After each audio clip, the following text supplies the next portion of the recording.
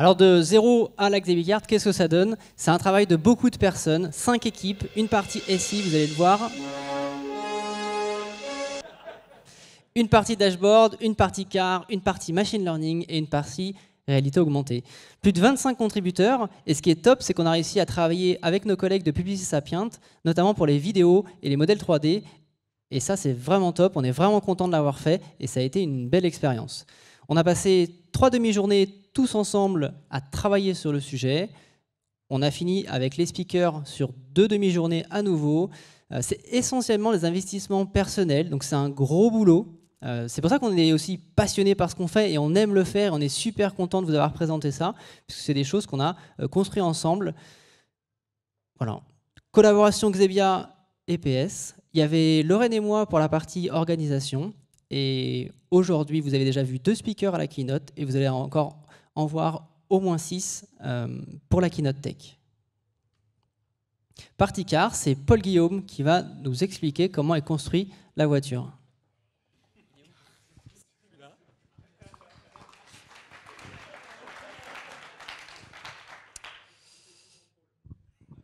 En effet. Du coup, oui, bonjour. Je vais vous parler donc de la partie voiture.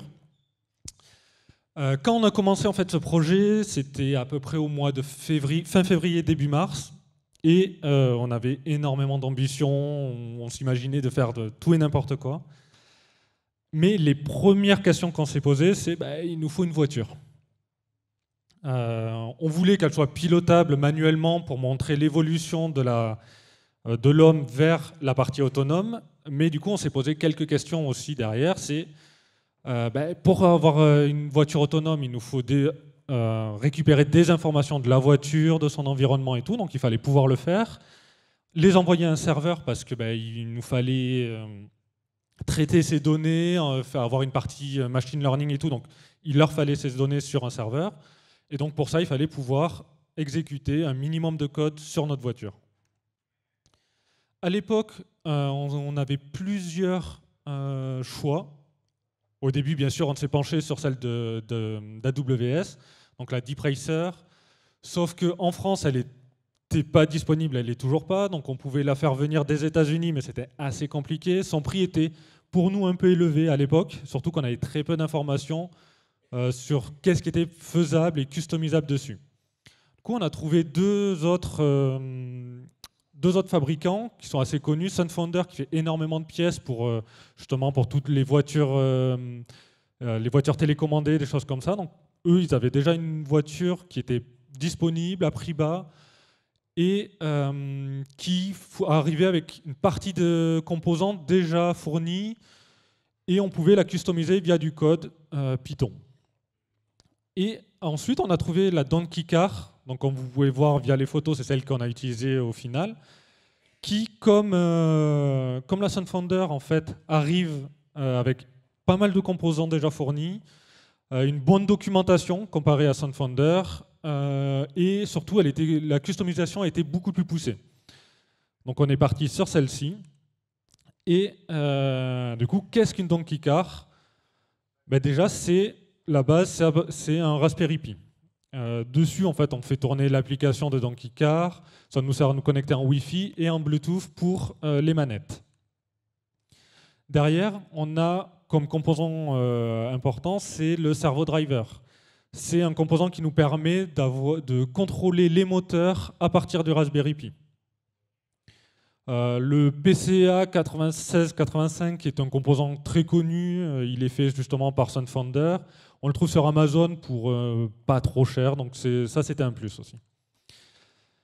Côté batterie, il fallait alimenter donc ces deux gros composants. Au début, on était parti sur des batteries en 3300 mAh NiMH. Il s'est avéré qu'on les a toutes grillées en voulant les recharger, donc il a fallu les changer. Et vu qu'on a manqué de puissance en fait, avec ces batteries, à force de rajouter des composants dessus, on est parti sur des 5000 mAh en mode LiPo. La Donkey Car venait directement avec une caméra grand angle, donc on en avait besoin pour avoir des informations sur ce qui se passe devant la voiture afin de traiter ces images par la partie machine learning.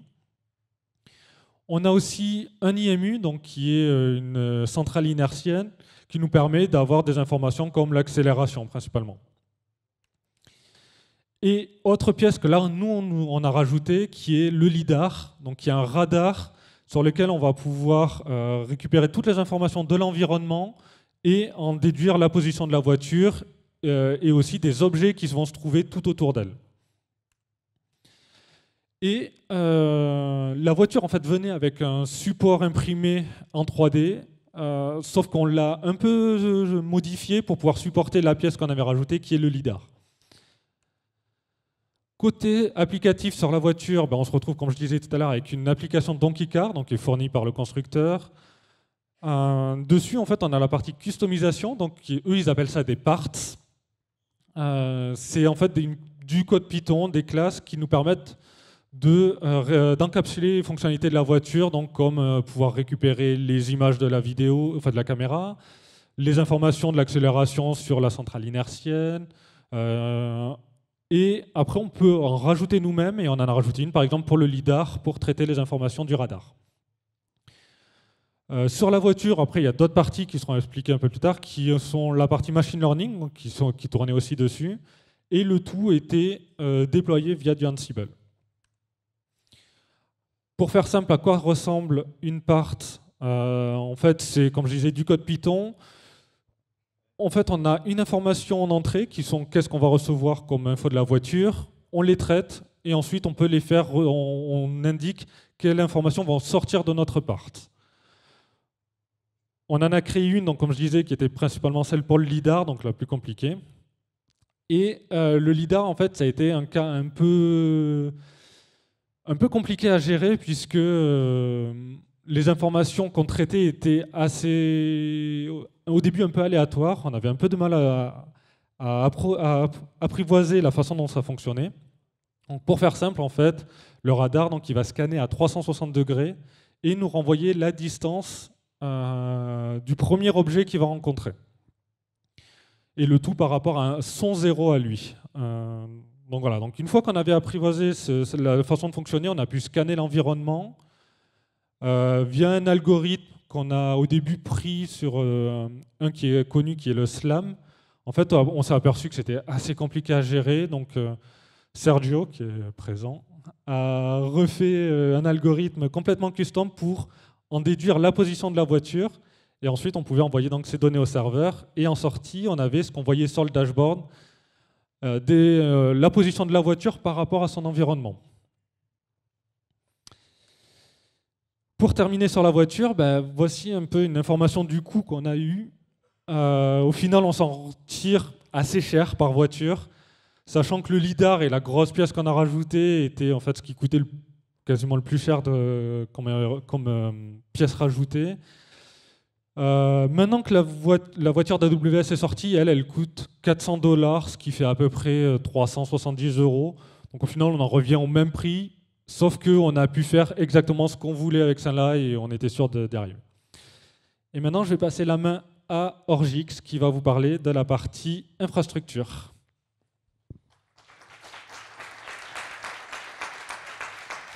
Bonjour tout le monde, donc effectivement je vais vous parler de la partie infrastructure et un peu de la partie back-end, parce que c'est super, on a une voiture, mais on a envie de faire des choses avec quand même. Elle ne fonctionne pas entièrement toute seule, elle se dirige toute seule, mais il y a des choses autour de ça, les votes, etc., le dashboard que vous avez pu voir. Donc, globalement, les objectifs qu'on s'est fixés pour cette infrastructure dès le début, dès qu'on a commencé à travailler là-dessus, c'était les suivants. C'était de se dire on veut quelque chose de résilient, on veut quelque chose d'idéalement multi-cloud. On veut évidemment quelque chose qui soit scalable, qui soit entièrement automatisé, vraiment aucun compromis là-dessus, de A à Z, qui soit pensé pour fonctionner avec des choses temps réel, et contraindre directement du temps perso qu'on y passe et du temps limité qu'on avait, on voulait aussi quand même construire quelque chose de relativement simple, relativement rapidement. Et aussi pourquoi simple? Parce qu'accessoirement, l'objectif de ce projet, c'est le métier un petit peu de ce projet, c'est quoi? C'est une voiture qui tourne, c'est pas de l'infrastructure. Donc on est juste là pour répondre entre guillemets à ces besoins-là, de la manière aussi simple et pragmatique entre guillemets que possible, tout en ayant quand même un peu de fun. Donc on a notre voiture autonome, etc. C'est super, et on veut lui faire des choses en temps réel. On ne veut pas piloter la voiture d'hier. Donc on va penser temps réel, et qui dit temps réel dit événement. Des événements, ça peut être une accélération, c'est un nouveau vote, c'est un virage de la voiture, c'est plein de choses comme ça. Même les frames vidéo, c'est des événements. Et on a ces événements, mais du coup, il faut bien en faire quelque chose. Il faut bien qu'on ait un broker de messages qui reçoive ces événements pour qu'on puisse ensuite aller les traiter. Et c'est là que s'est porté le premier choix technique, c'était quel broker de messages prendre. À la base, on s'est dit, bon, bah, pourquoi pas mettre du Kafka. On aime beaucoup Kafka chez Xebia, on en met un peu partout parce que globalement, ça répond à pas mal de problématiques qu'on rencontre. Mais clairement, c'était overkill pour les besoins qu'on avait, qui étaient simplement recevoir des events et avoir des subscribers qui vont les consommer et réagir dessus. Donc on a fait le choix un petit peu aussi de la sécurité et du confort. On voulait faire du MQTT, donc on s'est tourné vers RabbitMQ qui en fait. Si on avait voulu un peu plus de fun, on aurait essayé des choses comme NSQ, NATS qui fait partie de la SNCF, ou VernetMQ qui est un broker MQTT distribué. Donc on a notre RabbitMQ qui reçoit ces événements, c'est super. Mais ces événements, bah, il faut bien en faire quelque chose. Hein. Il faut bien avoir, on va avoir la voiture qui produit directement les événements dans ce MQTT, et il faut les traiter. Et pour ça, il va nous falloir un back-end qui va aller les recevoir et faire des choses avec. Deuxième choix technologique, plus sujet à troll, le choix du langage. En quoi est-ce qu'on va faire ce back-end ? À la base, on s'est dit, bon, on va le faire en Go, c'est cool, on en fait un petit peu chez Xebia, mais on n'a pas énormément de clients qui font du Go, hein, il faut se le dire. Donc on s'est dit, c'est l'occasion d'en faire, ça pourrait être marrant. Et on a été au final aussi un peu rattrapé par cette contrainte de temps personnel, en se disant, bon, on voulait avoir un peu de fun, mais d'un autre côté, là, il faut qu'on soit aussi un peu efficace. Donc on a choisi de revenir vers un petit peu aussi ce qu'on connaissait, en l'occurrence Java. On a fini par réintroduire un petit peu de nouveauté dans cette stack avec Kotlin. Donc on a le backend qui est en Java et en Kotlin conjointement. C'est l'avantage de Kotlin d'ailleurs, c'est assez interopérable. Tout ça expose une API REST relativement banale à un point près. On va faire du SSE, du Server Sent Event, c'est-à-dire que c'est le back qui va aller être capable de pusher des événements au front directement. Tout ça, c'est monitoré avec du Prometheus, on a un joli petit endpoint /metrics, etc. On utilise quelque chose qui s'appelle Spark Web, une sorte pour faire un petit peu faciliter la partie API, qui n'a rien à voir avec Apache Spark. Et bien évidemment, en 2019, c'est containerisé via Docker. On se retrouve donc avec ce back-end, Kotlin, Java, dans du Docker, qui consomme le RabbitMQ. Un back-end tout seul, ça irait quand même pas très loin. On aimerait pouvoir faire des choses, avoir un front-end pour ça. C'est le dashboard que vous avez vu ce matin pendant la keynote. Je ne vais pas aller en détail sur le dashboard, vous avez juste après un bout de la keynote tech qui est dédié, mais globalement c'est du React servi par du Nginx dans du Docker qui va donc faire des appels HTTP au back-end et qui va se faire pousser des choses en SSE. On a tout ça, on a notre RabbitMQ, on a notre back-end, on a notre front, c'est super, quelque chose de relativement classique. Hein. Maintenant vient la question de tout ça, il faut bien le faire tourner quand même, on ne va pas les faire tourner sur notre laptop, ça serait un petit peu dommage. Et là, on s'est dit, on va essayer quand même de faire des choses un petit peu... c'est les objectifs qu'on avait au début, scalable, résilient, etc. On va essayer de faire des choses un peu fun. Déjà, Kubernetes, la question ne s'est même pas posée. Hein. Clairement, tout de suite, c'était de se dire, OK, on veut pouvoir déployer les choses de manière automatisée, de manière propre, sans interruption, etc. On ne veut pas trop avoir à s'embêter sur la partie scalabilité. Et on veut potentiellement quelque chose de multi-cloud. C'est pour ça qu'on a choisi Kubernetes, dans la mesure où il y a du Kubernetes managé chez tous les grands cloud providers. Par contre, cette partie multi-cloud, justement, on l'a rapidement laissé tomber finalement, parce que ça prend du temps. Hein. C'est possible aujourd'hui, et c'est plus facile de faire des choses agnostiques d'un cloud provider, grâce à des choses comme Kube, mais ça prend quand même du temps, ça a quand même un certain coût, et du coup, on s'est finalement concentré que sur GCP. C'est un choix un peu arbitraire, mais on a choisi GCP parce qu'à la base, on voulait du Kube managé, et que c'est GCP avec GKE qui ont l'offre la plus mature là-dessus. Nous voilà donc avec nos applications qui sont déployées sur du Kubernetes managé par GCP, donc GKE. On utilise pour le RabbitMQ notamment Helm pour aller déployer ça, pour aller templater un peu les manifestes de Kube justement, en fonction de nos environnements, etc. et pour aller déployer tout ça sur Kube. On a donc notre RabbitMQ, notre back, notre front déployé sur Kube. Maintenant vient la question de l'exposition. C'est super, on a nos applications, mais actuellement, on ne peut pas leur parler. Je ne peux pas aller attaquer mon front, je ne peux pas aller attaquer mon back, etc. Il faudrait les exposer. Au début, on s'est dit, on va faire ça avec des services, des notions de services sur Kubernetes qui, sur GCP, vont automatiquement aller créer des load balancers layer 4 TCP ou layer 7 HTTP managés par GCP, donc des GCLB. Le truc, c'est que ça, c'est relativement coûteux, parce qu'on se retrouve à créer un load balancer managé par service qu'on va déclarer. Si vous prenez les différents composants de la stack, plus les différents toolings, etc., qu'on avait à côté, les environnements potentiellement temporaires, etc., on arrive vite quand même à une facture assez lourde, étant donné que les load balancers managés sur GCP sont facturés au mois. De base, ce n'est pas à l'utilisation. Et en plus de ça, c'est relativement lent à déployer. On est entre 5 et 10 minutes pour provisionner un nouveau LB sur GCP, ce qui, pour des environnements temporaires, etc., est quand même pas top. Et du coup, on a fini par se tourner vers quoi? Vers du service mesh, en l'occurrence vers Istio, puisque Istio, clairement sur GKE, pour le setup Istio, c'est juste une checkbox ou un appel d'API pour dire vas-y, installe-moi les composants d'Istio. Et l'avantage que ça, c'est qu'en fait Istio va nous fournir une Ingress Gateway, qui est un load balancer layer 7 sur GCP, et qu'en fait c'est ce load balancer layer 7 qui va se configurer intelligemment à partir des labels, des annotations, etc. Qu'on va donner sur nos services. Donc on se retrouve avec un seul load balancer en entrée qui est configuré relativement dynamiquement en fonction de ce qu'on va déployer.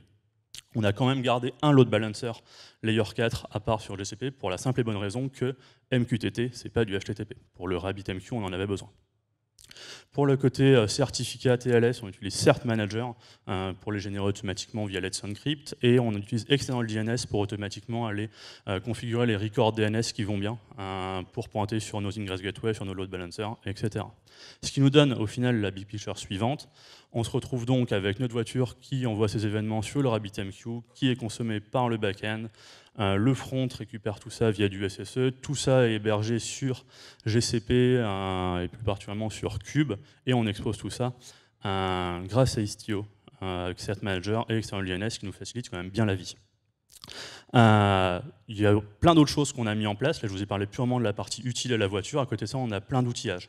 On a du MLflow pour la partie entraînement des modèles et tracking des avancées de ces modèles. On a du Helm pour la partie déploiement dont j'ai parlé. Tout est intégralement déployé côté infra, les clusters GKE, les node pools, etc. via Terraform. On a du Prometheus pour la partie monitoring avec le Grafana qui se branche dessus. Tout le code est entièrement hébergé sur GitHub, et pour la CI, on a fait le choix de Circle CI. On aime bien, ça marche bien. Et on use et on abuse de Slack pour à peu près tout. Il y en a encore dans le tas. Si vous voulez en savoir plus, ça tombe bien puisqu'il y a une session dédiée de 15h20 à 15h50 dans la salle Codaspassion où je vous parlerai pendant une demi-heure un peu plus en détail de cette infrastructure et de ce back-end. Et je laisse la main à Thomas qui va vous parler du dashboard.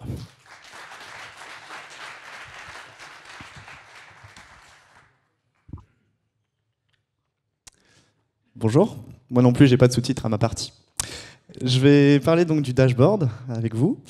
Donc c'est la partie purement front que vous avez vue, donc avec le panel et avec plein d'autres choses que je vais vous expliquer maintenant. Donc le besoin, en fait il y en avait plusieurs avec ce dashboard, on voulait un petit peu tout faire avec le dashboard. On voulait contrôler les écrans à distance, donc Benjamin était en régie avec sa interface d'admin pour changer les écrans en live.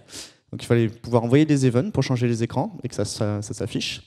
Il faut pouvoir évidemment afficher les métriques de la voiture, donc la vitesse, l'accélération, le radar, tout ça. Il y avait le flux vidéo aussi, je ne sais pas si vous l'avez vu, des fois ça s'affichait, des fois non. Donc le flux vidéo, il fallait qu'on le récupère et qu'on l'affiche. Une console d'admin, je vous l'ai dit. Et enfin une interface responsive, parce qu'on ne savait pas du tout quelle était la taille des écrans ni la proportion avant d'arriver ici hier. Voilà. Donc il fallait que ça soit entièrement responsive et que ça marche le jour J. Pour l'implémentation, pour répondre à ces besoins, on a voulu se faire un petit peu plaisir quand même. On utilisait la dernière version de React, donc avec les hooks. D'ailleurs, si vous voulez une super présentation sur les hooks, moi aussi, je n'ai pas de slide pour ça, mais c'est pas grave. À 11h55, il y a une présentation sur les hooks. On rentre vraiment dans le détail. Voilà, c'est dit. En ce qui concerne la récupération des données, on a utilisé server-side events, donc pour avoir vraiment des données flux tendu très rapide et afficher tout ce que vous avez vu en live tout à l'heure. Donc le flux vidéo, le contrôle des écrans, et aussi les métriques de la voiture. On envoyait, grâce à l'interface d'admin, des requêtes en REST et on recevait en SSE. Comment on fait du SSE en front et surtout avec des hooks? Bon, c'est relativement simple, mais ça a le mérite d'exister. Donc on utilise un provider. Voilà, vous voyez qu'il y a un hook qui s'appelle useSSE, qui, une fois que votre composant est encapsulé dans le provider, à l'intérieur du composant, on utilise useSSE et ça nous permet de connecter directement au endpoint events et de récupérer la data, incoming data. Voilà. Bon, comme c'est un hook, il faut quand même gérer les réceptions des events, faire en sorte qu'il n'y ait pas trop de re-render, parce que, je ne sais pas si vous réalisez, mais il y a des milliers et des milliers de données qui arrivent à la minute. Donc voilà, c'était une problématique, il fallait optimiser ça pour pas que ça pète en plein vol. Voilà. Et enfin, on s'est branché sur plusieurs endpoints, donc event, le fait de changer le mode, le changer d'écran, et ainsi de suite. Ça, c'est les outils que j'ai eu à ma disposition pour construire le dashboard. Donc c'est pas du tout dans l'approche qu'on connaît actuellement de composants. Hein. Vous voyez qu'il y a un super panel en haut et avec les aiguilles à positionner. Et je vous ai dit tout à l'heure que ça devait être responsive. Ouais, bah, du coup, ça veut dire qu'on a fait des pourcentages. Voilà. Donc on a positionné les différentes aiguilles sur le dashboard, sur le panel que vous voyez, pour les 3 différentes époques. Et on a fait des pourcentages pour que ça marche bien le jour J et qu'on n'ait pas tout à refaire. Voilà. La taille de l'écran était inconnue, donc on a utilisé, pour ceux qui font du CSS habituellement, on a utilisé VW, VH, donc Viewport Width, Viewport Height, et après on a décliné sur des pourcentages. Voilà.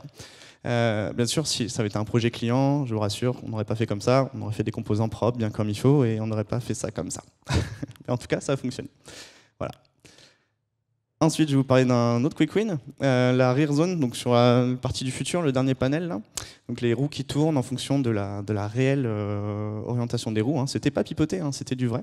En fait, il y avait plusieurs façons de faire ça. Donc vous voyez le petit rectangle rouge là au-dessus. Il fallait qu'il bouge en fonction de la position de la roue. Donc on peut utiliser un tag area en HTML, sauf que le problème, on ne peut pas mettre de fond dedans, ce qui est dommage, parce que ça aurait vraiment fait l'affaire. J'ai essayé de faire ça avec un canevas aussi, donc dessiner un canevas proprement, etc. Ce qu'on a fait pour le radar, mais le rendu était cheap. Du coup, ce qu'on a fait, c'est qu'on a loadé 11 images différentes en fonction de la valeur de l'angle. Voilà. J'en suis pas fier, hein, m'applaudissez pas pour ça, mais en tout cas, ça fonctionne, c'était propre, et vous n'avez pas forcément vu la différence, donc c'est cool. Dernière chose, pour continuer avec les choses qui n'ont pas marché, on va passer au vote, en fait. On va vous montrer ce que le vote aurait dû faire, parce que je ne sais pas si vous en êtes rendu compte, mais ça ne marchait pas super bien. Donc on va relancer une session de vote déjà pour vérifier que nous, ça marche, et puis ensuite pour vous en mettre un petit peu plein les mirettes. Ouais, on va attendre. Donc voilà le dashboard de vote. Ah bah d'accord, c'est toi qui envoies. Tu n'envoies pas de push? Ah, t'as envoyé le push? Ah bah bravo, bah, vous pouvez voter, pas de souci. Voilà, et donc normalement ça fait ça. Ça aurait été beau, donc vous voyez qu'il y a une différenciation entre les votes sur Android et iOS pour chacun des univers et avec des petites étoiles et des petits crânes. Voilà. C'est tout pour le dashboard. Merci beaucoup.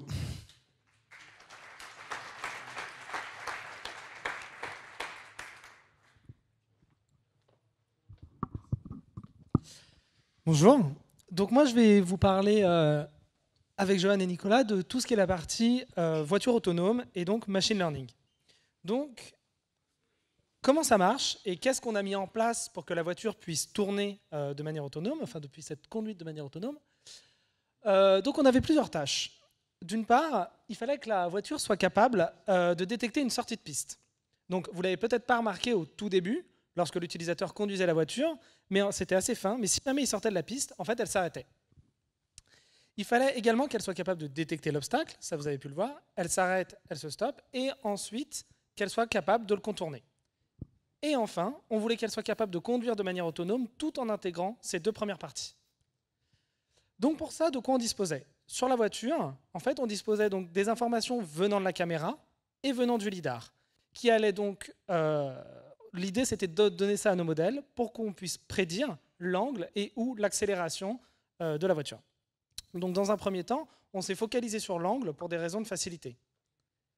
Donc, quel a été notre pipeline?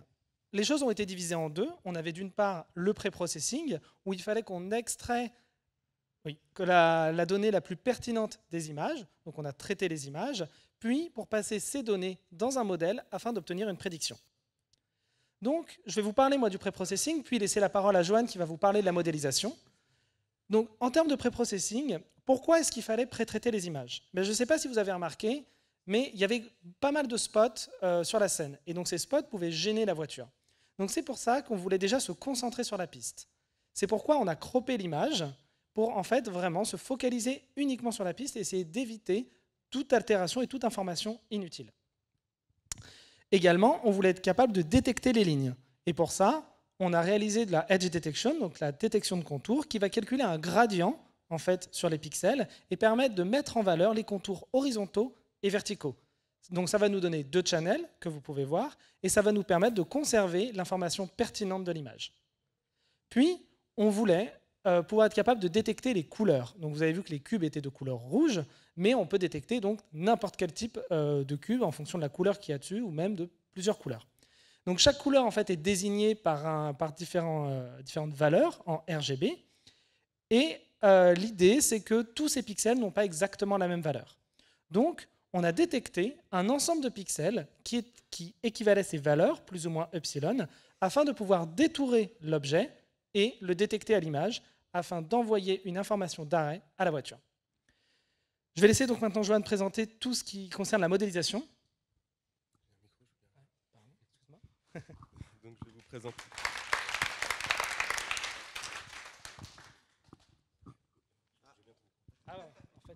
Merci. Donc moi, je vais vous parler de ce qu'on a mis en matière de modèles sur la voiture. Et donc, au départ, on a voulu traiter des images, donc on a utilisé des couches convolutionnelles. Donc c'est un réseau de neurones avec des couches convolutionnelles, du max pooling, pour essayer d'extraire des patterns, des motifs, afin que le modèle soit relativement généralisable. Ce que vous avez vu tout à l'heure sur la piste, le modèle a été entraîné avec des images qui n'ont pas été prises au Palais Brongniart, puisqu'on n'avait pas beaucoup de temps. Les images ont été prises ailleurs, dans nos locaux, et on a vu que le modèle a réussi à généraliser les patterns et à reproduire l'apprentissage qu'il avait eu au Palais Brongniart. Donc ça, c'était une première chose. Et ensuite, on a aussi ajouté les données du LiDAR, puisqu'on les avait à disposition. Ça nous a pas mal aidé. Les données du LiDAR également ont fait l'objet d'un traitement par couche convolutionnelle, puis un certain nombre de couches denses. Et ces données du LiDAR ont été concaténées avec les informations des images en un seul vecteur total. Ce vecteur a ensuite été passé dans plusieurs couches denses pour mélanger les informations, retravailler ces informations. Et enfin, on avait en sortie la prédiction de l'angle des roues qu'il fallait pour éviter l'obstacle, suivre la piste, évoluer de manière autonome. Donc ça, c'était l'architecture du modèle principal qu'on a utilisé. Et ce modèle-là, les modèles qu'on a utilisés, ils étaient relativement lourds. Ils font donc là, par exemple, 80 mégas pour l'exemple qu'on donne ici. Il a fallu les alléger pour pouvoir les mettre sur le Raspberry Pi. Donc déjà, grâce à l'API TensorFlow Lite, on a pu diminuer le poids de chaque neurone dans le réseau de neurones en passant de float à des entiers. Évidemment, on perd un petit peu en performance, pas beaucoup, et par contre, on gagne beaucoup en termes de poids du modèle. Ensuite, le modèle, d'habitude, il est sérialisé en protobuf. Là, la sérialisation a lieu avec du flat buffer, ce qui permet de gagner encore un peu plus en taille lors de la sérialisation. On gagne donc un facteur environ de 10 sur la taille du modèle, et on peut le mettre facilement et de manière légère sur le Raspberry Pi. Alors bien sûr, tous ces modèles-là, ils ne peuvent pas se suffire à eux-mêmes, il faut les animer à travers un programme. On a donc utilisé un programme Python pour récupérer toutes les informations fournies par les modèles, par les différents modèles, pour ensuite animer et choisir les actions. Par exemple, pour l'obstacle, on pouvait soit s'arrêter devant l'obstacle, faire un arrêt d'urgence, soit piloter de manière autonome en contournant l'obstacle, etc., etc. Le programme a donc permis d'animer les informations produites par les modèles. Alors, en termes d'alternatives, on a pensé à d'autres technologies, notamment on a utilisé dans un simulateur du reinforcement learning. Et voici un peu la boucle simplifiée de reinforcement learning. On a la voiture en simulateur qui va produire des actions. Elle les envoie au simulateur qui renvoie un nouvel état du monde, une nouvelle image, etc., etc. Alors l'image ici, elle n'est pas directement traitée de manière brute par le modèle, elle est encodée avec un variational auto-encodeur, ce qui permet d'avoir une image codée sur un vecteur et plus petite, et donc plus facile à traiter par le modèle. Ensuite, le modèle principal, c'est un soft actor critique, celui qu'on a utilisé en simulateur. Et si vous voulez en savoir plus sur le Deep Reinforcement Learning, vous pouvez venir à mon talk cet après-midi, 16h45. Je pourrais vous en dire un peu plus. Je vais maintenant passer la parole à Nicolas, qui va vous expliquer comment on a travaillé pour la partie machine learning et ce qu'on a mis en place, et notamment ce que lui a mis en place. Beaucoup de choses.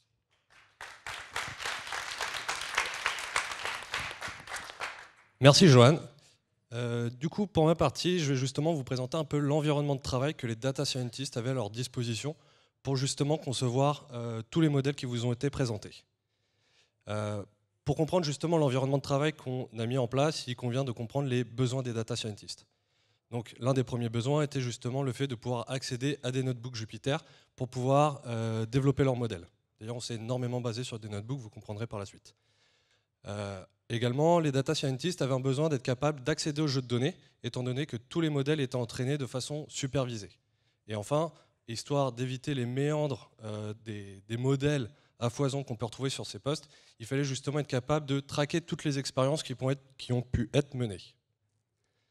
Donc, la première étape justement pour cet environnement de travail était de s'assurer d'avoir un environnement de travail reproductible, pour s'assurer justement que tout data scientist allait utiliser la même base de code et s'assurer également que tout le code produit allait pouvoir être transféré sur la voiture. Pour cette partie-là, on s'est basé sur du Docker, et vous comprendrez également l'avantage que Docker nous a procuré par la suite, PyCharm pour tout ce qui était développement plus classique, et GitHub pour le partage des datasets. Ensuite, pour la partie Jupyter, on s'est basé sur l'interface Jupyter Lab, qui est du coup la nouvelle interface de Jupyter. C'est ensuite assez vite posé la question de quelles allaient être les technos mises à disposition des data scientists, pour la partie modélisation, mais également pour la partie reinforcement learning. Pour cette partie-là, on avait deux parties différentes. La première qui était TensorFlow. Pour la partie TensorFlow, on s'est reposé sur trois API principalement. L'API TensorFlow Image, qui a permis justement de faire tout le pré-processing des images. Donc tout le pré-processing des images que Raphaël vous a présenté a été fait grâce à cette API, qui nous a permis justement un transfert plus facile sur la voiture. Pour tout ce qui était modélisation, on s'est basé sur l'API TensorFlow Keras. Et pour réduire la taille des modèles, on s'est basé sur l'API TensorFlow Lite. Également, Joanne vous a parlé de l'initiative de Reinforcement Learning. Pour la partie Reinforcement Learning, c'est posé la question de quel allait être le framework qu'on allait utiliser. C'est un environnement qui est quand même aujourd'hui assez jeune. Donc on s'est lancé dans un premier temps sur le fait de recréer un modèle de toutes pièces. C'était sympa, mais ça nous limitait assez vite par rapport à quels allaient être les types d'algorithmes qu'on allait pouvoir utiliser. On s'est donc très vite reporté sur un framework qui s'appelle Stable Baseline, qui est un fork de Baseline. Ce framework fonctionnait bien, mais on était assez vite limité par rapport aux fonctionnalités de ce framework-là. Et c'est pourquoi on s'est penché sur l'initiative RLCoach. RLCoach, c'est le framework qui est utilisé en fait pour tous les entraînements de la Deep Racer. C'est un framework qui est très complet, qui propose énormément de fonctionnalités. Par contre, il y a zéro documentation sur Internet.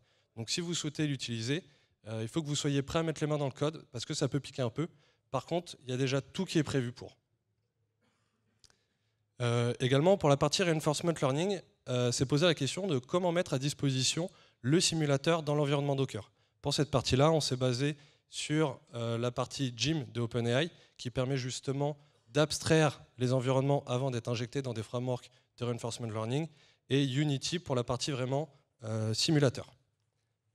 Ensuite, c'est posé la question de comment faire pour traquer toutes les expériences lancées par les data scientists, et pour cette partie-là, on s'est reposé sur MLflow, qui est l'outil émergent du moment et indispensable pour tout projet de data science. Justement, MLflow a été assez pratique parce qu'il nous a permis de tracer l'ensemble des expériences à travers des notions d'expérience, mais également tous les runs qu'on a pu lancer pour toutes les différentes expériences. Par exemple, pour la partie Reinforcement Learning, on a fait plusieurs essais avec plusieurs fonctions de reward différentes, et il a fallu qu'on puisse traquer toutes ces expériences-là.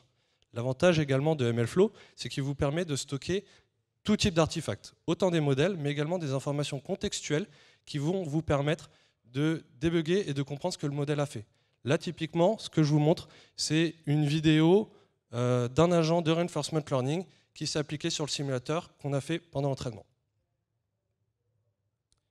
Donc, une fois ces différentes étapes et l'environnement mis à disposition des data scientists, ça a assez vite posé la problématique de, c'est bien, les data scientists sont capables de travailler sur leur poste, mais comment faire pour passer à l'échelle? À partir du moment où on est sur du reinforcement learning, qu'on a besoin d'entraîner sur des millions de steps, ça prend des heures à tourner sur un PC, c'est pas viable. Là même pour toute la partie supervisée.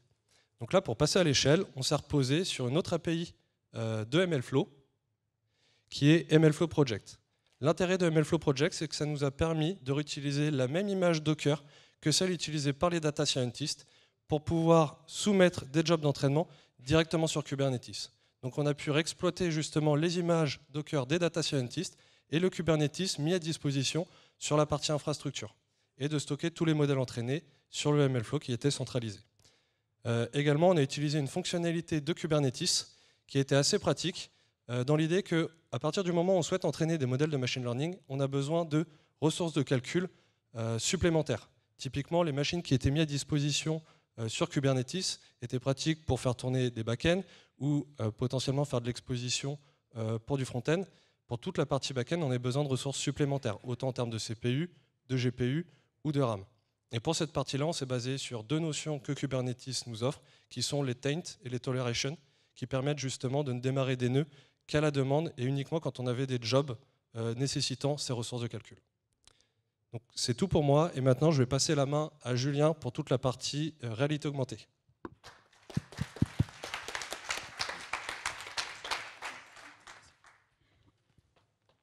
Alors vous m'entendez ? Ok. Concernant la réalité augmentée, on avait 3 grands besoins à adresser. Le premier, c'est de changer la scène en un décor virtuel, ce que vous avez vu avec la City, les licornes et les zombies. Le deuxième, on avait besoin de repérer des objets fixes dans la réalité afin de l'augmenter. C'est notamment comme ça qu'on a dressé un point de repère pour mettre par exemple l'obstacle, donc le gros zombie qui est tombé et qui était sur la route. Enfin, on avait besoin de repérer un objet cette fois-ci amovible, et l'augmenter.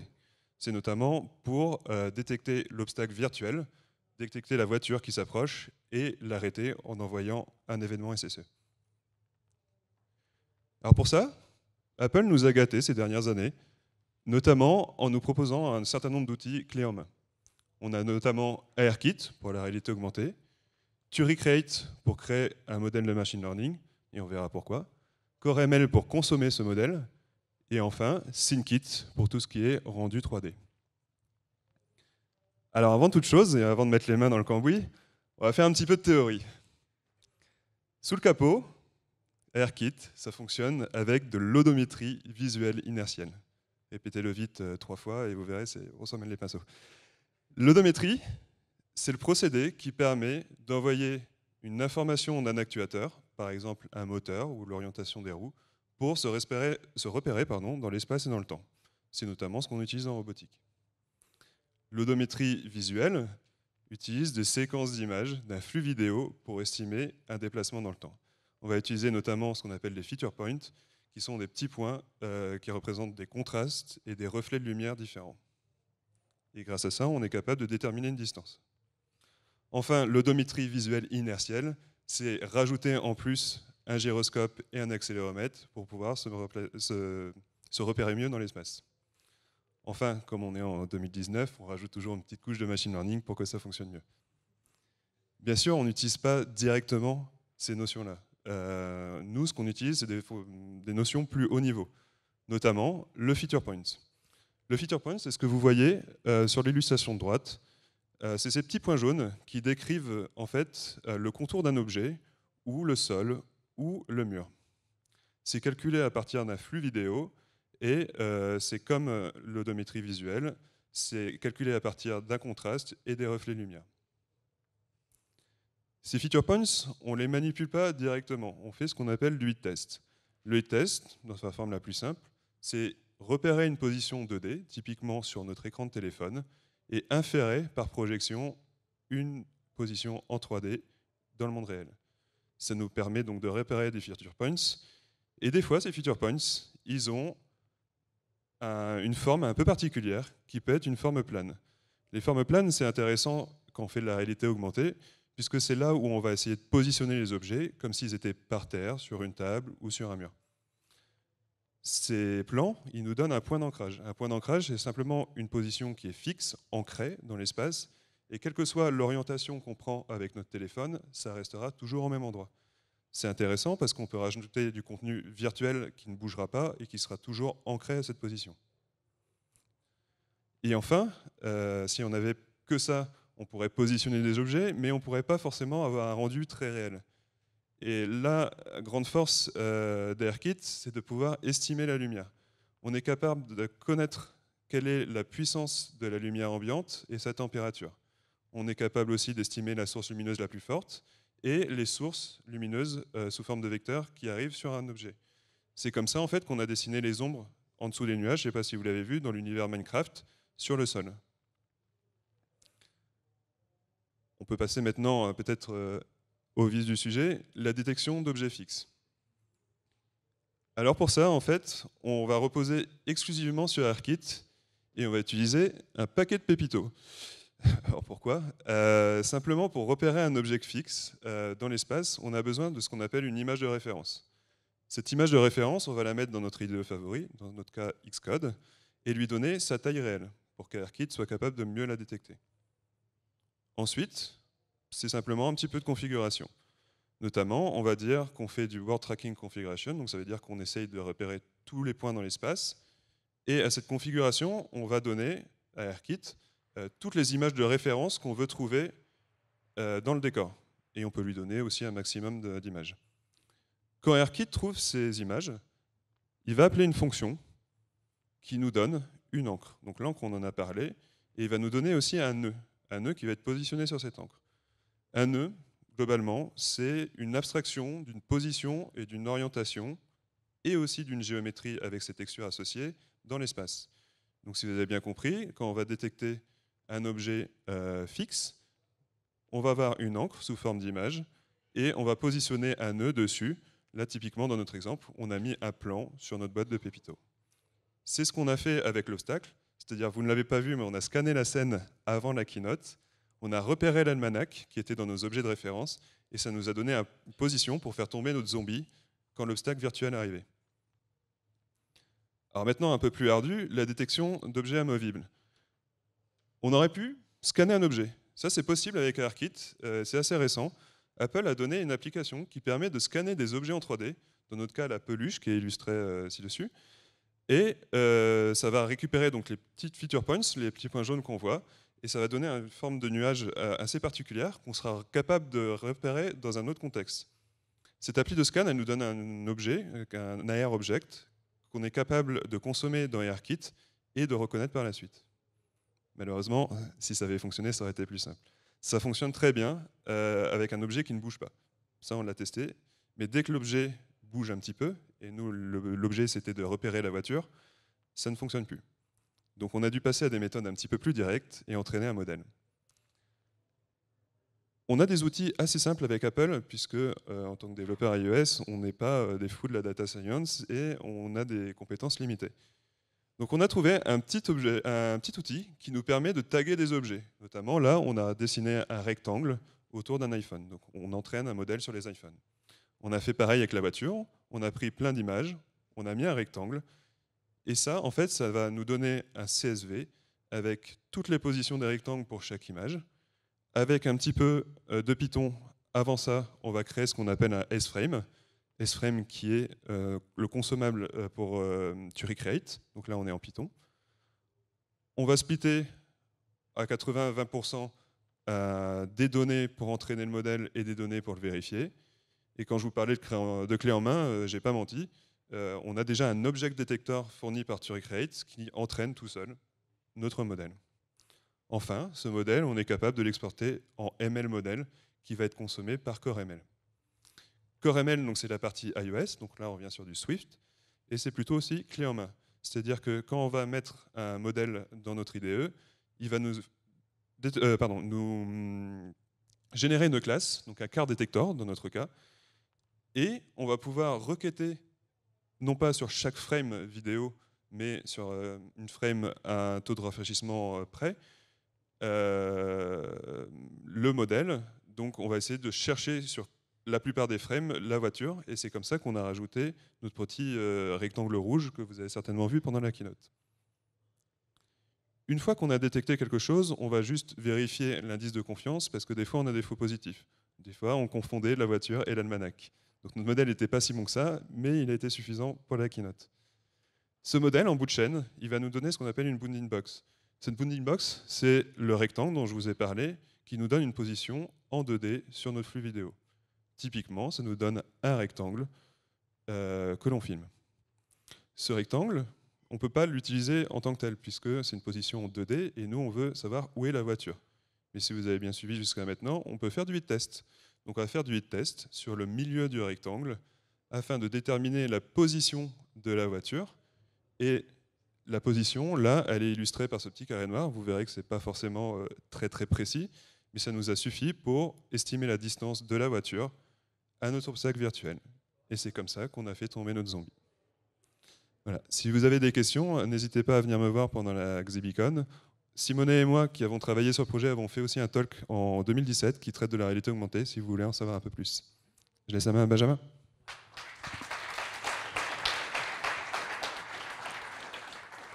Merci à tous. Pour conclure, on sera disponible autour de la nef centrale et autour du circuit, à la fois pour vous faire essayer les voitures et répondre à toutes vos questions. Vous avez les horaires affichés. On parlera du coup de l'IoT, donc de la partie voiture, toute la partie infra, toute la partie machine learning et toute la partie réalité augmentée durant toute la journée. Venez nous voir, rencontrez-nous et posez-nous toutes vos questions. Merci beaucoup et bonne journée à tous.